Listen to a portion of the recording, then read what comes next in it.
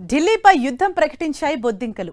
Neat paper leak, CBSE, OSM వ్యవస్థలో జరిగిన అవకతవకలకు బాధ్యత వహిస్తూ కేంద్ర విద్యాశాఖ మంత్రి ధర్మేంద్ర ప్రధాన్ తక్షణమే రాజీనామా చేయాలనే డిమాండ్తో కాక్రోచ్ జనతా పార్టీ దేశ రాజధాని ఢిల్లీలోని జంతర్ మంతర్ వద్ద చేపట్టిన ఆందోళనతో తీవ్ర ఉత్కంఠ నెలకొంది. సోషల్ మీడియా వేదికగా దేశవ్యాప్తంగా పెను సంచలనం సృష్టించిన ఈ డిజిటల్ ఉద్యమ సంస్థ కాక్రోచ్ జనతా పార్టీ సీజేపీ వ్యవస్థాపకుడు అభిజిత్ దీప్కి అమెరికాలోని బోస్టన్ నుంచి నేరుగా ఢిల్లీ చేరుకొని ఈ ఆందోళనకు నాయకత్వం వహించారు.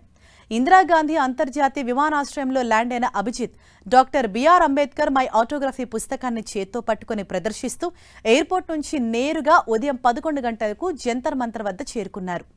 అభిజిత్ దీప్కే ఇచ్చిన పిలుపుతో దేశవ్యాప్తంగా ఉన్న వేలాది మంది విద్యార్థులు, యువత జంతర్ మంతర్ వద్ద నిరసన వేదికకు తరలి వచ్చారు. అక్కడ అభిజిత్ కు మద్దతుదారులు భారత్ మాతాకి జై, ఇంక్విలాబ్ జిందాబాద్, జై భీమ్ నినాదాలతో ఘనస్వాగతం పలికారు.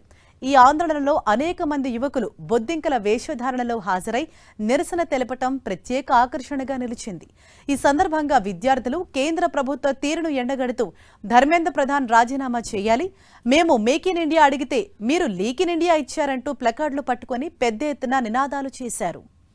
ఈ సందర్భంగా నిరసనకారులను ఉద్దేశించి అభిజిత్ దీప్కి మాట్లాడుతూ సంచలన వ్యాఖ్యలు చేశారు.